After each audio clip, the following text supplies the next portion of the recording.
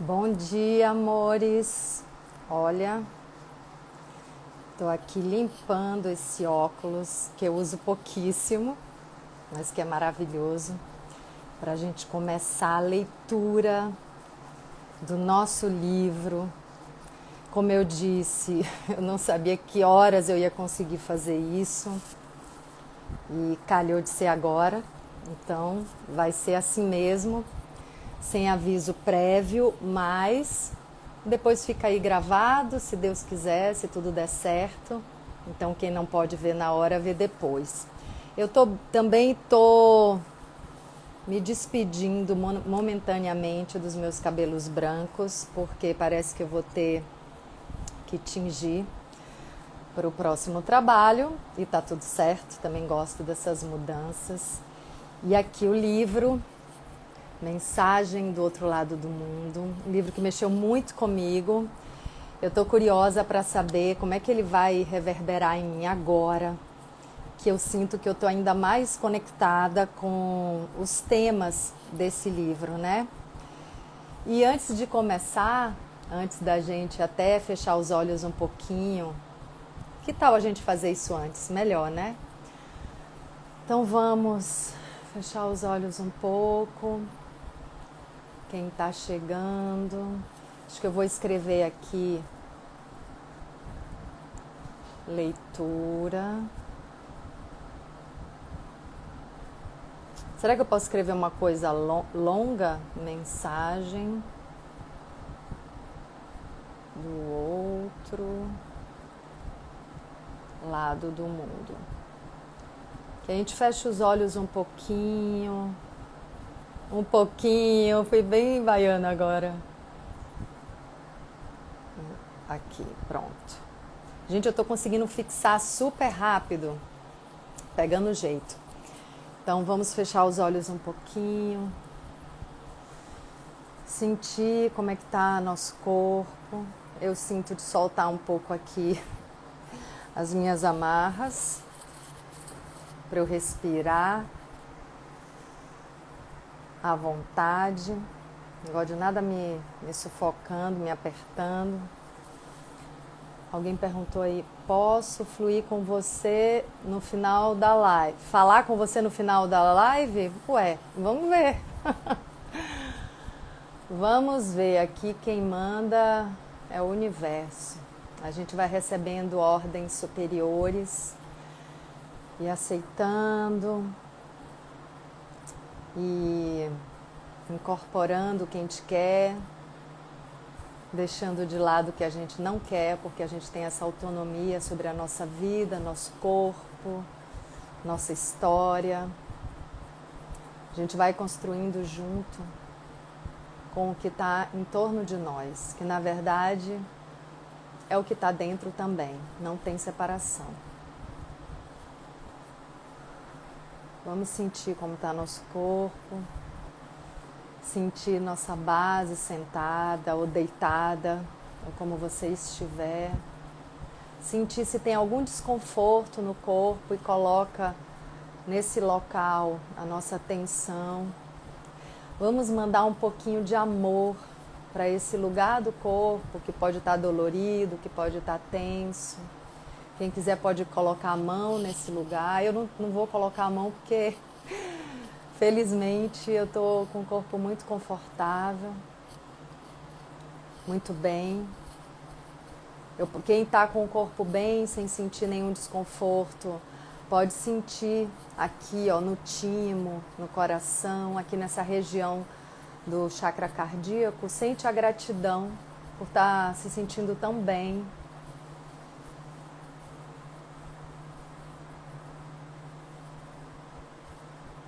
E aqueles que mandaram amor para algum lugar do corpo que tivesse dolorido ou tenso, agora pode se juntar ao grupo que sente gratidão.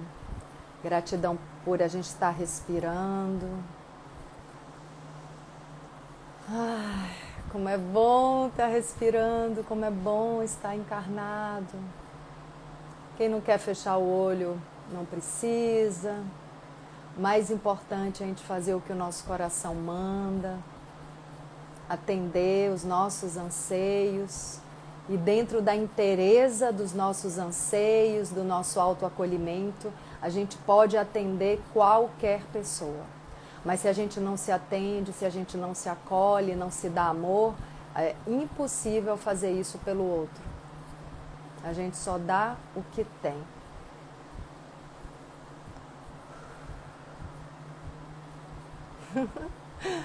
Muito bom, gratidão, amados. Muito bom, né? Fazer isso antes. Nossa, sinto uma diferença. E isso que eu já tive uma aula de manhã que foi assim bem conectada, que foi bem amorosa e com muita consciência. Então assim, eu comecei o dia já muito bem, né? Já fui num lugar de trabalho, já voltei. E o que que eu tô sentindo, né? Eu não sabia nem se eu ia começar hoje, apesar de ter esse desejo. A minha vontade é dizer para vocês que a gente comece a fazer as coisas, né, com entrega de corpo e alma, né, através de um chamado do coração, mas que a gente não espere mais uma situação perfeita para fazer as coisas, né? Sabe aquela história, melhor feito do que perfeito? Porque, principalmente se a gente já está numa caminhada há mais tempo, se a gente está num nível, né, de perfeccionismo muito grande, a gente se trava e não consegue fazer as coisas. Já há algum tempo, desde o meu primeiro livro, né, O Medo do Sucesso, que eu percebi que eu deixava de fazer a maior parte das coisas que eu tinha vontade por causa desse eu idealizado, por causa dessa mania de perfeição, de medo de ser julgado, medo de mostrar a falha ou, enfim, as nossas dificuldades. Então, é muito mais libertador a gente assumir que a gente tem falha, que não vai ficar sempre perfeito, porque a gente nem sabe o que é perfeito. Muitas vezes a perfeição está naquilo que não é perfeito. Então, assim, nosso conceito de perfeição é muito limitado, né? Está tudo sempre perfeito? Sim, é como tem que ser, é como o universo está permitindo, é como o nosso coração, nossa alma está permitindo naquele momento. E a gente faz, não precisa ser perfeito. Eu hoje, inclusive, estou numa situação aqui da casa, onde tem um cachorrinho, vocês viram ontem, né, o Tupã. Ele saiu agora de manhã para passear com o Fernando e eu estou aqui no local dele. Se eles chegarem, vai dar uma bagunçada aqui na nossa leitura, mas tá tudo certo, tá tudo certo. Olha que lindo, né? A vida atravessando o que a gente está fazendo naquele momento.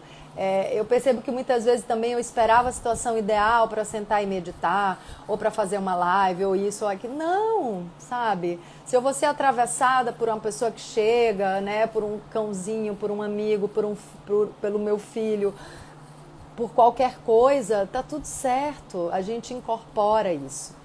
Inclusive, antes de começar, não quero me alongar muito nessas falas, mas a gente pratica muito esse tipo de acolhimento da rede da vida e de tudo que acontece à nossa volta nas constelações familiares TSFI, porque cada coisa que acontece no campo durante a condução de uma constelação é incorporado, é uma informação do próprio campo, exatamente qualquer coisa, assim, né? É um animal que entra no vídeo, é uma pessoa que chega solicitando alguma coisa, é um interfone que toca com uma encomenda, tudo é informação do campo, assim, é surreal e é lindo. E hoje a gente vai ter uma demonstração gratuita de constelação familiar. Eu vou sortear uma constelação, então tem um telefone de WhatsApp que é só você, enfim, se inscrever, né, falar nele. Tá dizendo que pausou devido à baixa conexão, mas a internet é boa, quer dizer, não sei. Fiquemos com isso, vamos lidar com isso. Então, estou me despedindo um pouco aqui dos meus brancos, e é isso, faz parte.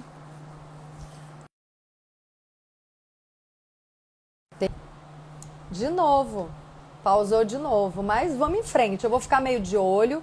Agora são 11h11, a minha ideia é fazer isso amanhã às 11 horas também, então 11h11 é uma boa hora para a gente começar. Então vamos lá, sem mais delongas. Então, esse é o livro que a gente vai ler, ele é bem fininho, então acho que em 2, 3 dias a gente lê todo, dependendo dos atravessamentos da própria vida, que são muito bem-vindos. Eu vou ler a orelha do livro, tá? Que é essa parte aqui. Mensagem do outro lado do mundo. Aos 50 anos de idade, Marlo Morgan, uma americana de vida banal, foi convidada a conhecer de perto os costumes de uma tribo de aborígenes australianos. A experiência real provou-se muito mais profunda do que suas câmeras fotográficas e de vídeo poderiam registrar. Em Mensagem do Outro Lado do Mundo, acompanhamos sua viagem exterior e interior. Vemos como ela vai aos poucos substituindo saltos altos pelos pés descalços, as roupas cosmopolitas pelos panos rústicos, as comidas sofisticadas por um cardápio baseado em alimentos naturais. Depois de 120 dias andando pelo deserto e aprendendo com seus professores da tribo das pessoas reais, ela voltou à cidade com a missão de transmitir aos civilizados, entre aspas, as lições de uma das mais antigas culturas do planeta. Ouçam o que Marlo Morgan tem a dizer, examinem atentamente suas ações, seus valores e aprendam antes que seja tarde. Nossa, esse livro é muito maravilhoso e tem muitos anos que eu não releio ele. Essa é Marlo Morgan, quando escreveu. Marlo Morgan publicou o relato ficcionalizado de sua aventura com os aborígenes australianos por conta própria e vendeu 370 mil exemplares. Por conta desse sucesso, ela teve o título comprado por uma editora maior e alcançou rapidamente as listas de mais vendidos no ZEWA. Aposentada, ela vive em Missouri e tem feito palestras sobre sua obra nos inúmeros países que compraram sua mensagem. Meu sonho é viver essa história, né, gente, como atriz. Então vamos lá à nossa viagem. Mensagem do Outro Lado do Mundo. Que tem um desenho de Marlo Morgan e um aborígene australiano. Vamos lá. Eu vou pular os agradecimentos, tá bom? Se bem que é só uma página, vamos lá. Agradecimentos. Este livro não existiria se não fossem duas pessoas, duas almas que me tomaram sob sua proteção e pacientemente me encorajaram a voar e me elevar. Meu agradecimento especial a Jeanette Grimm, que participou dessa jornada literária para além de qualquer limite, e a Carrie Garrison, por ter aprendido minhas visões e as transformado criativamente em ilustrações e por ter se tornado meu diretor de relações públicas. Agradeço ao escritor Stephen Mitchell por ter compartilhado e encorajado este livro. Se nem sempre traduzir suas palavras, minha intenção sempre foi traduzir sua mente. Estou grata a Og Mandino, Dr. Wayne Dyer, a doutora Elizabeth Kluber-Ross, todos escritores, conferencistas renomados e pessoas reais.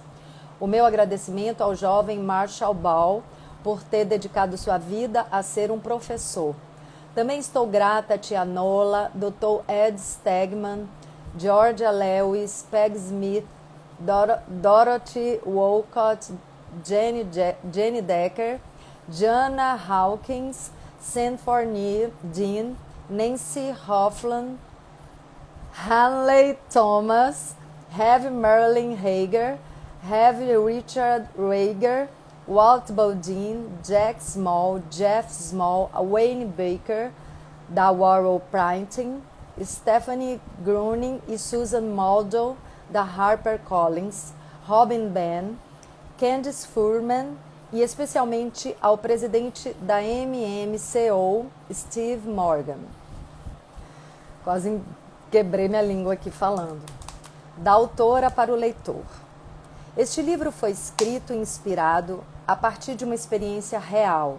Como logo perceberão, não se trata de um caderno de anotações. Tomei a liberdade de omitir detalhes em consideração a amigos que não querem ser identificados e para proteger a pequena tribo de aborígenes envolvida. Poupo vocês de uma ida à biblioteca. A informação histórica importante está incluída. Também os poupo de uma viagem à Austrália. A condição aborígene atual pode ser vista em qualquer cidade americana. Pessoas de pele escura morando em uma determinada região da cidade, mais da metade desempregada, vivendo de pensão do governo.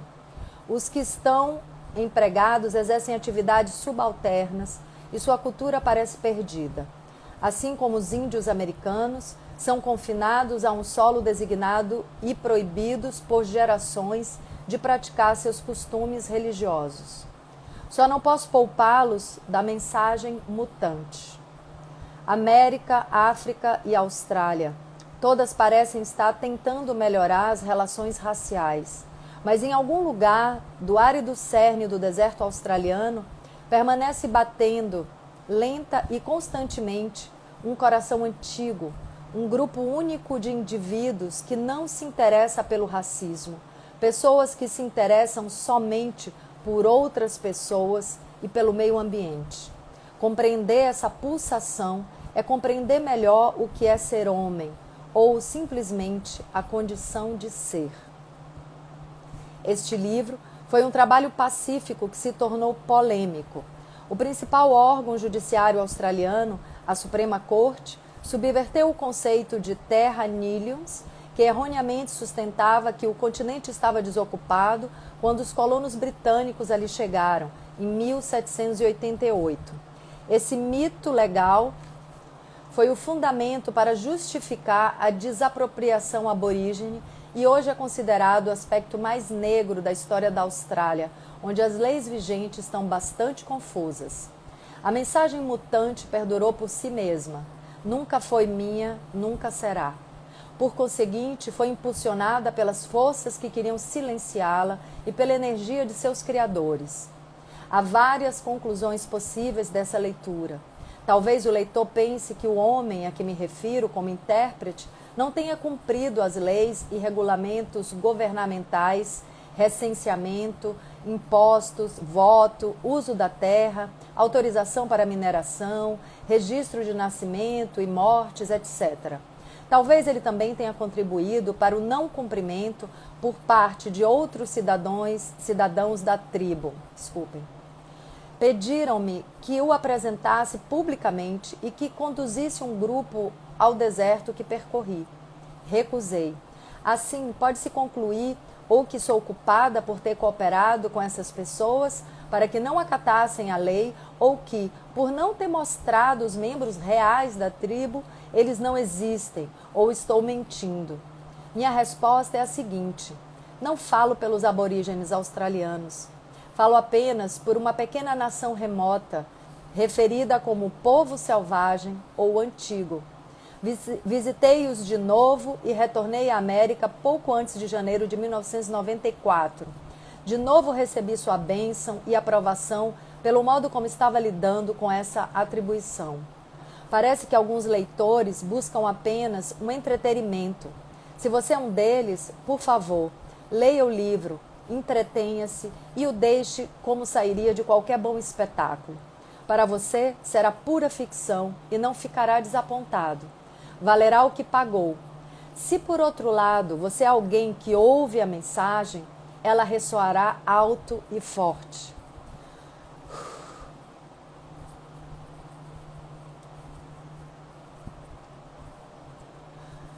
Você a sentirá em suas entranhas, coração, cabeça e medula. Você teria sido facilmente escolhido para essa expedição e, acredite, gostaria que tivesse sido. Todos temos experiências remotas para desenvolver. Aconteceu de a minha ser literalmente no remoto. Fiz o que você teria feito, vivendo ou não a situação. Ao virar estas páginas, esse povo o emocionará. Minhas palavras estão em inglês, mas a verdade não tem voz. Minha sugestão é que experimente a mensagem, saboreie o que é certo para você e cuspa o resto. Afinal, esta é a lei do universo. Na tradição do povo do deserto, assumi outro nome para refletir um novo talento. sinceramente, língua viajante. Nossa, gente. Já está me tocando profundamente essa leitura. Antes de entrar na grande aventura de Marlo Morgan, ou Língua Viajante, como ela se apresenta aqui, quero saber se está tudo bem para vocês. Aproveito para respirar um pouco. Se meu áudio está bom, se a imagem está bom, se está tudo bem. Então vamos, vamos abrir aqui nosso coração para receber essa mensagem do outro lado do mundo. Eu desejo profundamente que essa mensagem toque seus corações, assim como toca o meu, como já tocou algumas vezes. Que incrível, né, Dani? Obrigada, Cris. Vamos lá. Vamos respirar e vamos em frente. Este livro é uma obra de ficção inspirada em minha experiência na Austrália. Ele poderia se passar na África ou na América do Sul, ou em qualquer outro lugar onde o verdadeiro significado de civilização ainda esteja vivo. Meu leitor deve receber sua própria mensagem a partir de minha história. M.M. Marlo Morgan. Primeiro capítulo, Convidada de honra. Deve ter havido algum sinal, mas não o senti. Os acontecimentos já estavam em andamento. O grupo de predadores, milhas adiante, aguardava sua presa. A bagagem que eu desfizera há 1 hora seria etiquetada no dia seguinte como não procurada e ficaria no depósito por meses. Estava prestes a me tornar mais uma americana desaparecida em um país estrangeiro. Era uma manhã abafada de outubro. Eu olhava a estrada que levava ao hotel 5 estrelas australiano, esperando um mensageiro desconhecido. Em vez de receber um aviso, meu coração literalmente cantava. Sentia-me muito bem, muito entusiasmada, triunfante e preparada. Interiormente percebia: hoje é o meu dia. Um jipe sem capota chegou à entrada circular. Lembro-me de ter ouvido os pneus cantarem no pavimento fumegante. Um fino borrifo de água saltou por sobre a ramagem vermelha e brilhante para atingir o metal enferrujado. O jipe parou e o motorista, um aborígene de 30 anos, olhou na minha direção. Vamos, acenou sua mão negra. Ele procurava uma americana loura. Eu esperava ser escoltada para um encontro com uma tribo aborígene. Sob a censura dos olhos azuis e do gesto de desaprovação do porteiro australiano, uniformizado, concordamos mentalmente. Mesmo antes de ter lutado desajeitadamente com os saltos altos para entrar no veículo, era óbvio que estava exageradamente vestida. O jovem motorista ao meu lado vestia short, uma camiseta branca encardida e calçava tênis sem meia. Supus que providenciariam para o transporte um automóvel normal, talvez um Honda, orgulho da indústria automobilística australiana. Nunca imaginei que chegaria em algo aberto. Bem, era melhor usar roupa em excesso do que de menos, para comparecer a uma reunião, um banquete em minha homenagem. Apresentei-me. Ele simplesmente anuiu com a cabeça e agiu como se já soubesse quem eu era. O porteiro franziu o senho quando passamos por ele. Atravessamos as ruas costeiras, passando por uma série de varandas, lanchonetes e parques cimentados, sem gramados. Deixa eu tirar uma coisa aqui. Tá distraindo um pouco a minha atenção.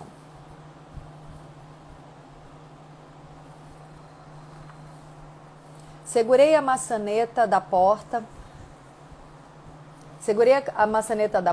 quando descrevemos círculos em torno de um ponto de junção de 6 direções. Ao sairmos, o sol ficou às minhas costas. O traje cor de pêssego recém-comprado e a blusa de seda logo se tornaram desconfortavelmente quentes. Pensei que o prédio ficasse do outro lado da cidade, mas estava enganada. Tomamos a estrada principal que costeava o mar. Aparentemente, o encontro se daria fora da cidade, muito mais distante do hotel do que eu havia previsto. Tirei o paletó, pensando em como fora tola, não me informando melhor. Pelo menos tinha uma escova na bolsa. O meu cabelo pintado, comprido, até os ombros, foi preso em uma trança. Minha curiosidade não diminuíra desde o momento em que recebera o primeiro telefonema, embora, quando isso aconteceu, eu não tivesse ficado exatamente surpresa. Afinal, já recebera outras homenagens cívicas e esse projeto tinha sido mais bem sucedido.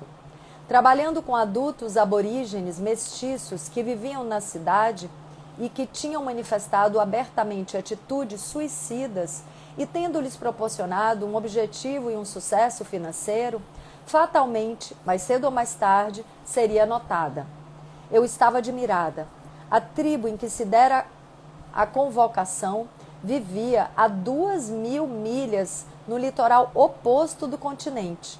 Eu conhecia muito pouco sobre as nações aborígenes, exceto os comentários infundados que ouvia ocasionalmente. Não sabia se compunham uma raça compacta e semelhante ou se, como os índios americanos, era comum serem diferentes, inclusive com línguas diversas. Na realidade, eu só pensava no que receberia. Outra placa de madeira gravada que ficaria armazenada em Kansas City. Ou talvez um buquê de flores. Não, flores não. Não em um lugar em que o calor atingia os 42 graus. Seria muito incômodo no voo de volta. O motorista chegara ao meio-dia em ponto, como combinado. Portanto, sabia que estava indo para um almoço. Ficava imaginando que um conselho nativo poderia servir como refeição. Só esperava que não fosse um buffet tradicional australiano. Talvez fosse um buffet simples, caseiro, e eu teria a oportunidade de experimentar pratos aborígenes pela primeira vez. Esperava uma mesa repleta de tigelas coloridas. Seria uma experiência única e maravilhosa e antevia um dia memorável. Na bolsa, que comprara especialmente para aquele dia, havia uma câmera 35mm e um pequeno gravador. Não havia dito nada a respeito de microfones ou luzes, ou de eu ter de pronunciar um discurso, mas de qualquer modo eu estava preparada. Um de meus maiores trunfos era pensar no futuro. Afinal, eu tinha 50 anos, já sofrera constrangimentos e decepção suficientes por ter aceitado planos alternativos. Meus amigos comentavam como eu era autossuficiente, sempre com plano B na manga, ouvia-os dizer. Um trem de ferrovia principal, termo australiano, para vagão de carga, cada um puxando trailers de tamanho natural, como em um comboio, passou por nós na direção oposta. Surgiu das indistintas ondas de calor que emanavam diretamente do centro do pavimento. Surgiu das indistintas ondas de calor que emanavam diretamente do centro do pavimento.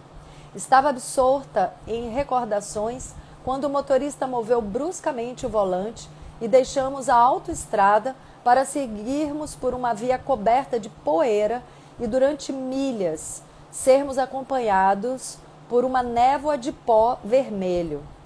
Em algum lugar, os sulcos deixados pelas rodas desapareceram e me dei conta de que não havia mais estrada nenhuma à nossa frente. Avançávamos em zigue-zague pelo mato e nos movíamos pelo deserto sorreado, arenoso. Várias vezes tentei encetar uma conversa, mas o barulho do carro aberto, o cerrado do lado inferior do chassi e do meu corpo sacolejando me impossibilitaram. Era necessário fechar bem a boca e evitar morder a língua. Obviamente, o motorista não tinha nenhum interesse em abrir o portal do discurso. Minha cabeça balançava como se eu fosse uma boneca de pano. Sentia cada vez mais calor. Minhas meias de seda pareciam ter derretido em meus pés, mas receava tirar o sapato, com medo de que fosse lançado para fora. Na vastidão da planura cor de cobre que nos cercava até onde a vista alcançava. Achei que o chofé mudo nunca fosse parar. Cada vez que meus óculos escuros ficavam enevoados, limpava-os com a bainha da minha combinação.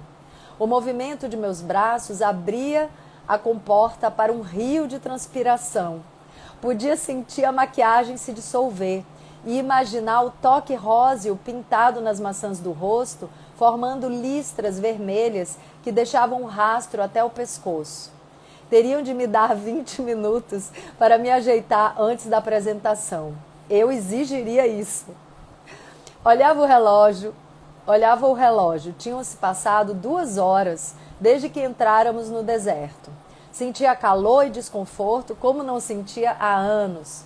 O motorista permanecia calado, exceto por um rum ocasional. De repente, me dei conta de que ele não se apresentara. Talvez eu estivesse no carro errado. Mas isso era tolice. Eu não podia sair e ele, sem dúvida, parecia seguro quanto a ter apanhado a passageira certa. 4 horas depois, paramos em uma estrutura de zinco corrugado. Do lado de fora, a chama de um pequeno fogo ardia e, ao nos aproximarmos, 2 mulheres aborígenes se levantaram. Eram pequenas, de meia idade, e usavam uma faixa em volta da cabeça que deixava escapar o cabelo escuro e crespo em ângulos estranhos. As 2 pareciam esguias e atléticas, com faces redondas e olhos castanhos brilhantes. Quando desci do jipe, o chofé disse: "A propósito, sou o único que fala inglês. Serei seu intérprete, seu amigo." Ótimo, pensei comigo mesma. Gastei $700 em avião, hotel e roupas para ser apresentada aos australianos nativos e descubro que nem mesmo falam inglês, muito menos reconhece a moda atual. Bem, já que estava ali, só restava tentar me harmonizar, embora no meu interior soubesse que não conseguiria. As mulheres emitiam sons abruptos, estranhos, que não pareciam frases, e sim palavras isoladas. O intérprete virou-se para mim e explicou que, para comparecer à reunião, antes eu teria de me limpar. Não entendi o que queria dizer. Era verdade que eu estava coberta de poeira e suada, mas parecia que não era isso que se referia. Estendeu-me uma peça de roupa que, ao ser aberta, tinha a aparência de um trapo em forma de canga. Informaram-me que devia tirar minhas roupas e vesti-lo. "O quê?" perguntei incrédula. "Estão falando sério?" Ele repetiu asperamente as instruções. Olhei em volta, procurando um local para trocar de roupa, e não vi nenhum. O que podia fazer?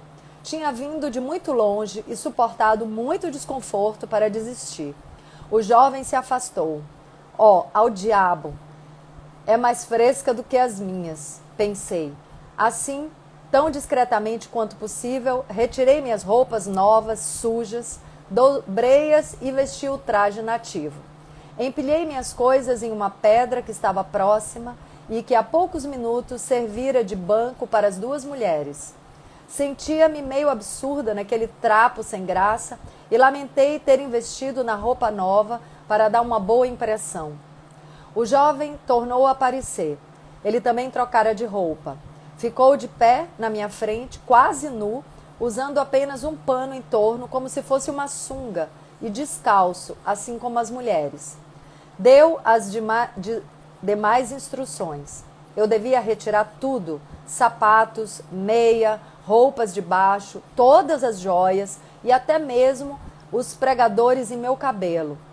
Minha curiosidade desaparecia gradualmente e a apreensão dominava, mas fiz como ele disse. Lembro-me de ter colocado minhas joias no fundo do sapato. Também fiz algo que parece natural entre as mulheres, embora esteja certa de que não nos foi ensinado. Coloquei a roupa íntima no meio da pilha. Uma cortina de fumaça cinza e espessa elevou-se do carvão em brasa quando lhe foi acrescentado mato verde fresco. A mulher com a faixa na cabeça pegou o que parecia ser a asa de um grande falcão negro e a abriu formando um leque. Ela o agitou na minha frente, no meu rosto, até os pés. A fumaça em espiral me asfixiou. Em seguida, fez um movimento circular e um dedo indicador que interpretei como vire-se. O ritual da fumaça foi repetido nas minhas costas. Finalmente fui informada que estava limpa e autorizada a entrar no abrigo de metal. Enquanto o rapaz bronzeado me acompanhava à entrada, vi a mulher de faixa na cabeça pegar todos os meus pertences. Ergueu-os sobre a chama. Virou-se na minha direção, sorriu e, quando os nossos olhares se encontraram, soltou o tesouro que tinha em mãos.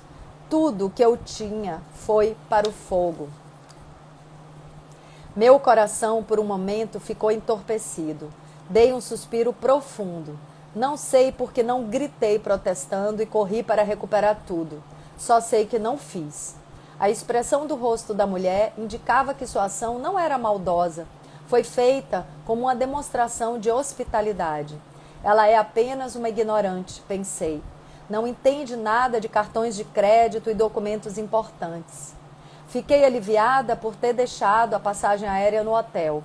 Também tinha outras roupas lá e não teria tanto problema em atravessar o vestíbulo vestida nesses trajes. Lembro-me de ter pensado comigo mesma.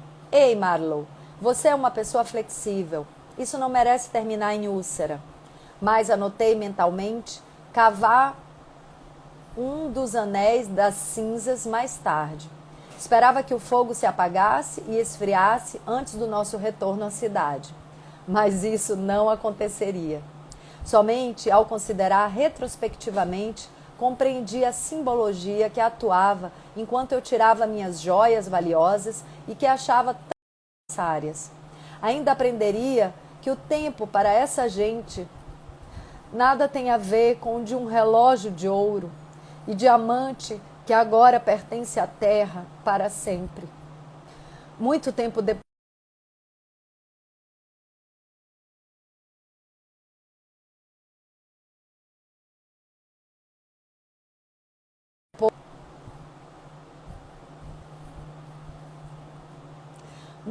depois, eu entenderia que a libertação do apego aos objetos e determinadas crenças já estava indelevelmente fixada como um passo necessário ao meu progresso humano. Então, será que a gente... Eu vou salvar. Tô vendo que vocês estão pedindo, né? Será que a gente continua ou dá uma paradinha por causa dessa internet meio baixa? Gente, eu me emociono muito com esse livro. Vamos seguir mais um pouco?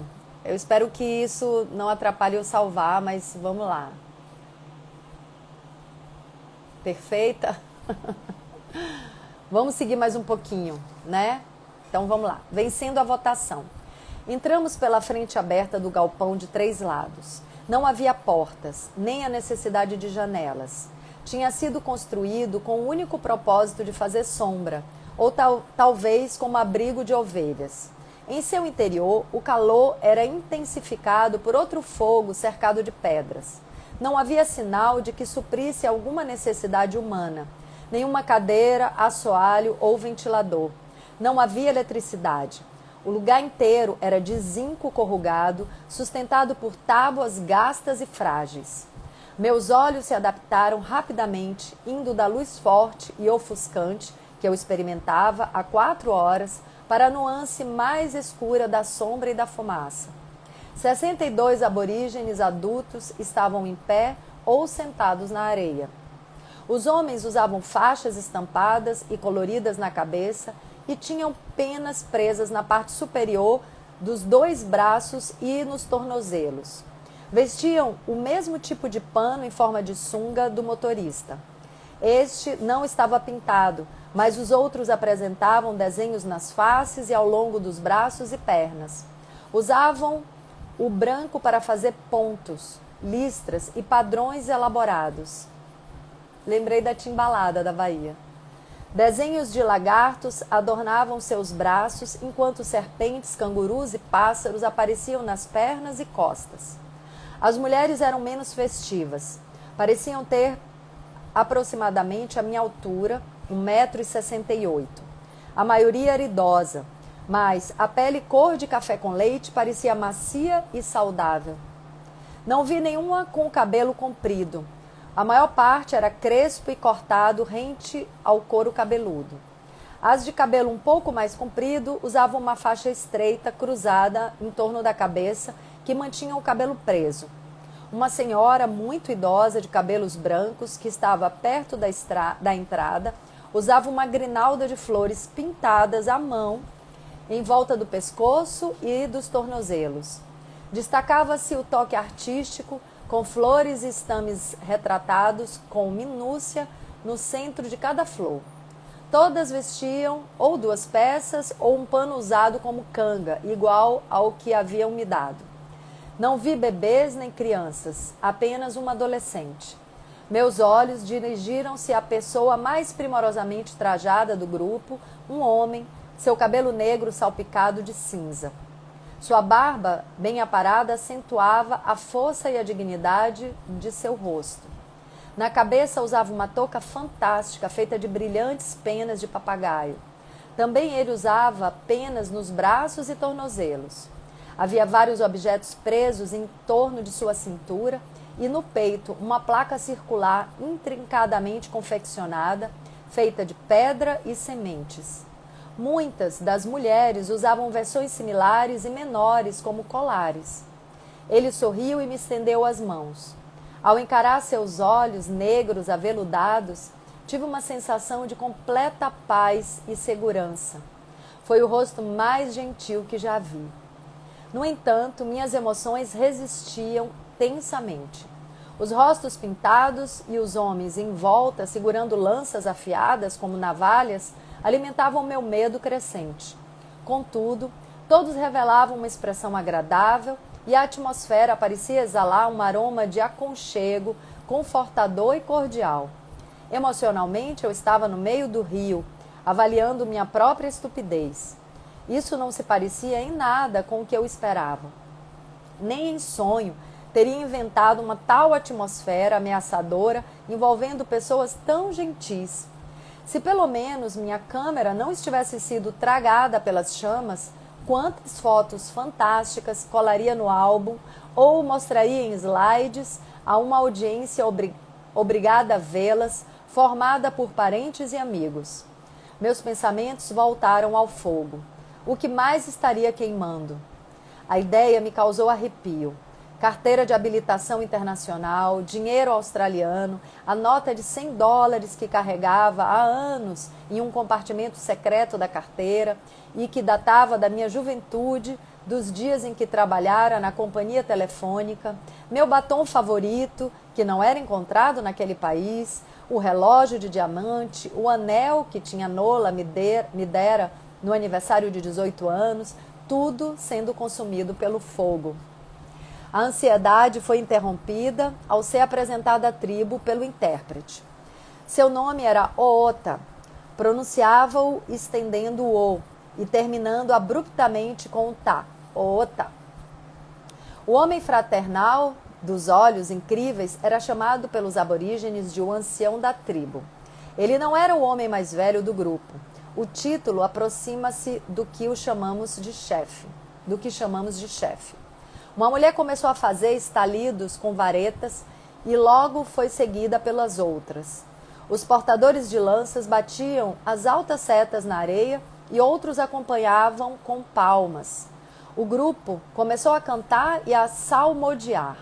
Com um gesto de mão, fui convidada a me sentar no chão arenoso. O grupo realizava um festival, um corrobore. No final de uma música, outra começava. Eu ainda não tinha reparado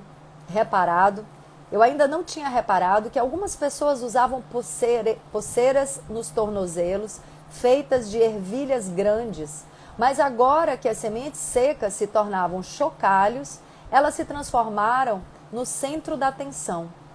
Em certos Em certo momento, havia uma única mulher dançarina, depois um grupo.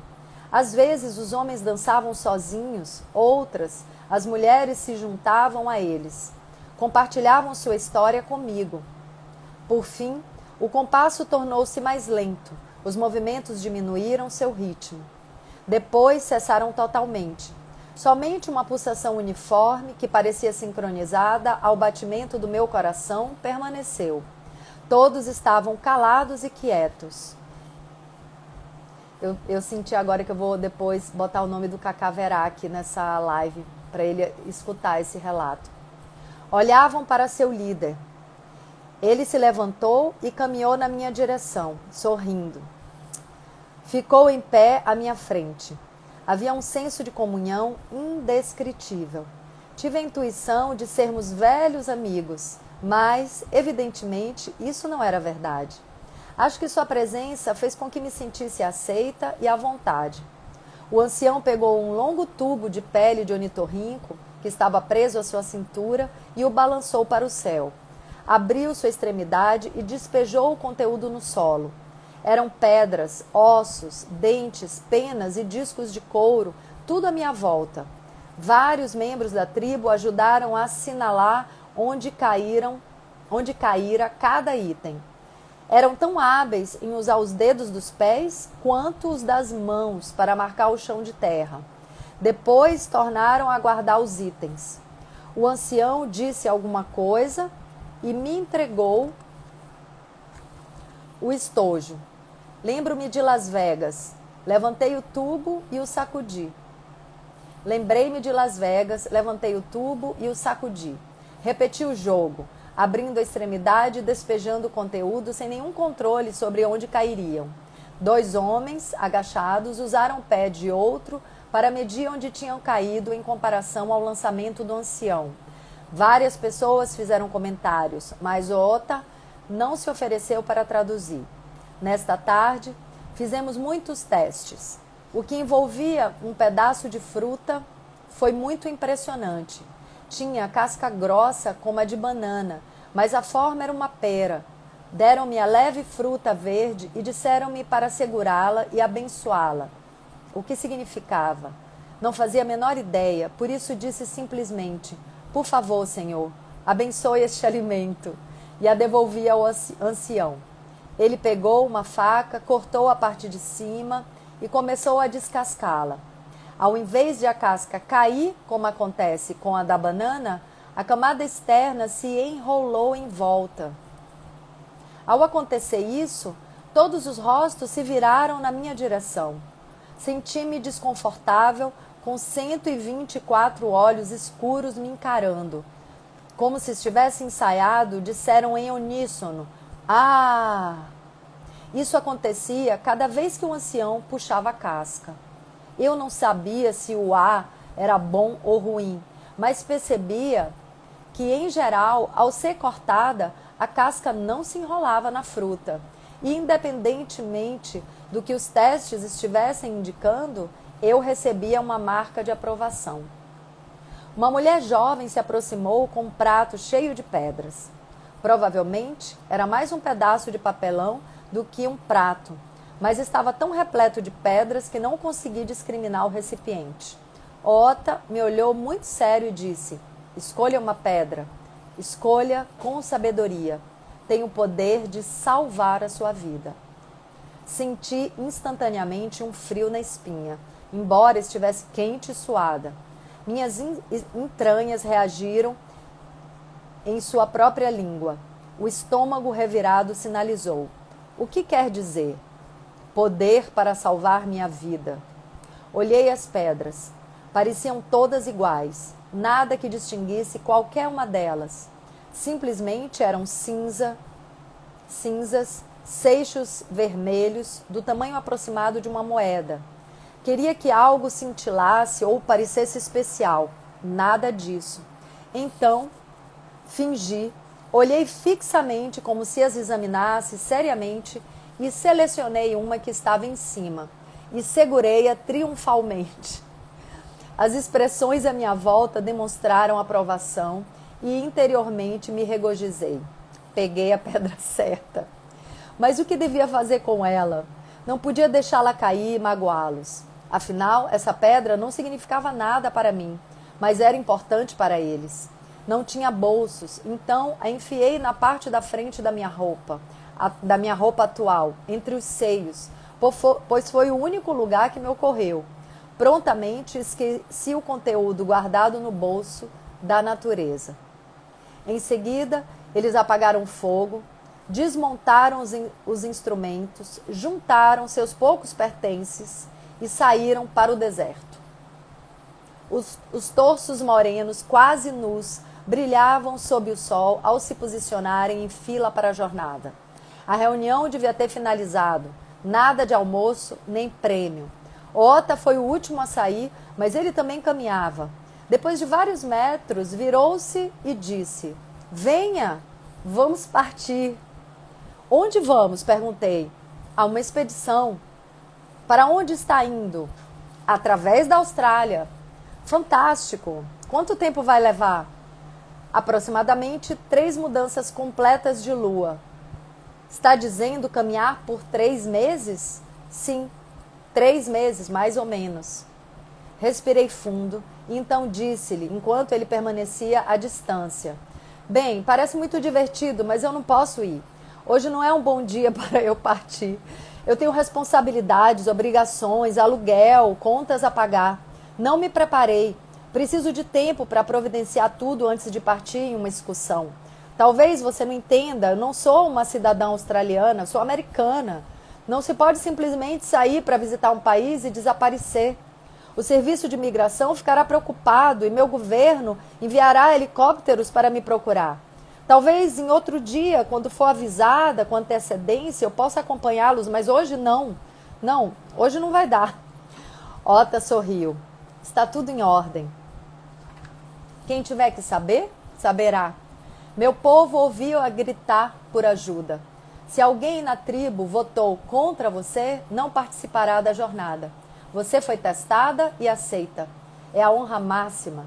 Não posso explicar. Você tem de viver a experiência. Esta é a coisa mais importante que fará em sua vida. Foi para fazer isso que nasceu. A unicidade divina está em ação. É a sua mensagem. Não posso dizer mais nada. Venha, siga-nos." Virou-se e partiu.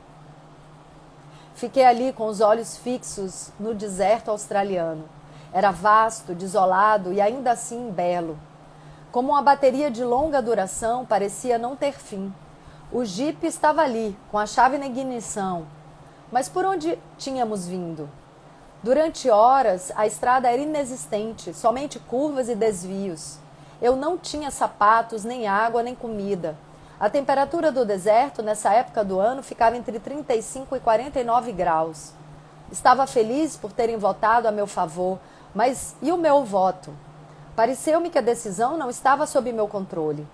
Eu não queria ir. Pediam que eu colocasse minha vida em suas mãos.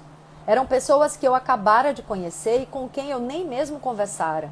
E se eu perdesse o emprego? A situação era péssima. Meu futuro não estava garantido por nenhuma companhia de Montepio. Estava maluca. Claro que não podia ir. Pensei, posso apostar que a peça ainda não terminou. Primeiro me pregaram uma peça nesse barracão. Depois saem para o deserto e pregam outra. Não irão muito longe. Não levam alimento. O pior que pode acontecer é eu passar a noite no deserto. Mas não, refleti.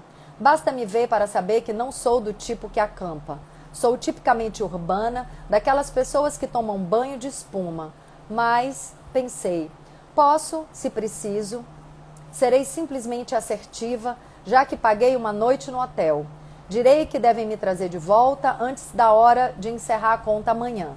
Não vou pagar mais um dia, apenas para satisfazer a essas pessoas ignorantes.